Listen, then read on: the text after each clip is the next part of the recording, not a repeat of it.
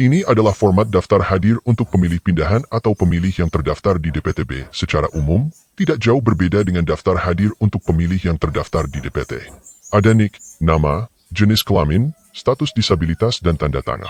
Yang membedakan dari daftar hadir untuk pemilih DPT adalah 1. Daftar hadir pemilih tetap, sudah dituliskan semua nama-nama pemilih sesuai dengan nomor urut di DPT, sedangkan untuk daftar hadir DPTB, hanya akan diisi untuk pemilih yang sudah melaporkan diri 7 hari sebelum pencoblosan di KPU tujuan, sedangkan yang belum sempat melapor, bisa datang langsung ke TPS, dan KPPS lah dalam hal ini KPPS 5 yang akan menuliskan identitas pemilih ke dalam daftar hadir.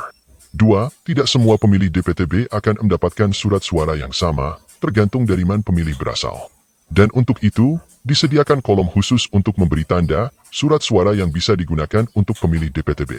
KPPS harus berhati-hati dalam memberikan surat suara yang bisa dipakai pemilih DPTB, karena salah memberikan surat suara dapat menyebabkan pemungutan suara ulang atau PSU di TPS. Dan untuk membantu KPPS memahami syarat pemberian surat suara kepada pemilih DPTB, simak beberapa penjelasan berikut. Yang pertama yang harus dipahami adalah sistem pembagian wilayah pemilihan atau dapil. Secara umum dapil atau daerah pemilihan adalah batas wilayah atau jumlah penduduk dalam suatu wilayah yang menjadi dasar penentuan jumlah kursi yang diperebutkan, dan karena itu menjadi dasar penentuan jumlah suara untuk menentukan calon terpilih. Pembagian wilayah daerah pemilihan atau dapil ini berlaku untuk pemilihan DPR, DPRD Provinsi dan DPRD Kabupaten. Sedangkan untuk Presiden berlaku untuk seluruh wilayah negara Republik Indonesia, bahkan untuk pemilih warga negara Indonesia di luar negeri.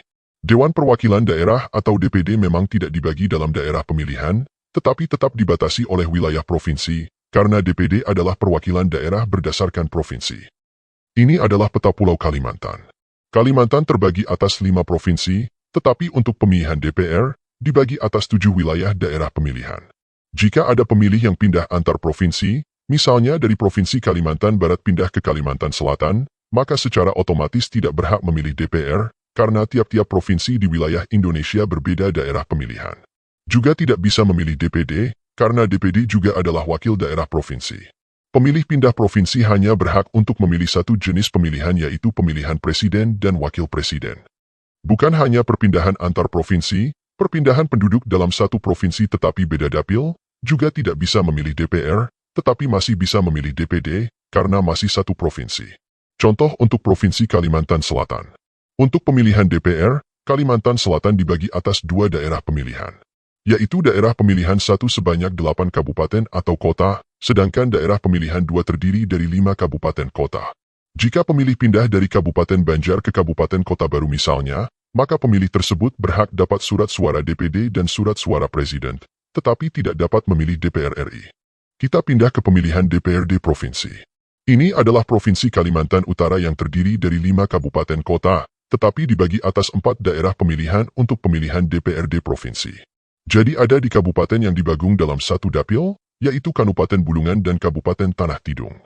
Jika terjadi perpindahan penduduk beda dapil antar kabupaten, misalnya penduduk kota Tarakan pindah ke Bulungan, maka pemilih tersebut tidak berhak atas surat suara pemilihan DPRD Provinsi dan DPRD Kabupaten.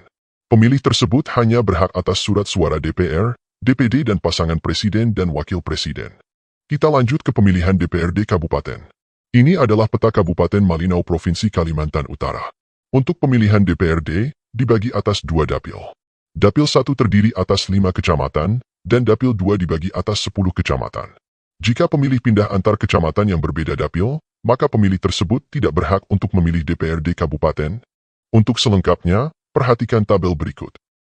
Pemilih yang pindah antar provinsi, berhak hanya untuk satu surat suara, yaitu surat suara presiden.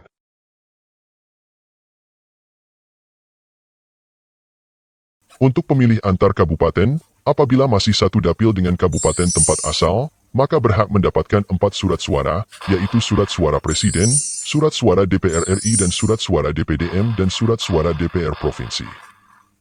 Untuk pemilih antar kecamatan yang masih berada dalam satu kabupaten, jika pemilih yang pindah dari kecamatan yang masih berada dalam satu daerah pemilihan atau dapil DPRD, maka pemilih tersebut berhak atas semua surat suara.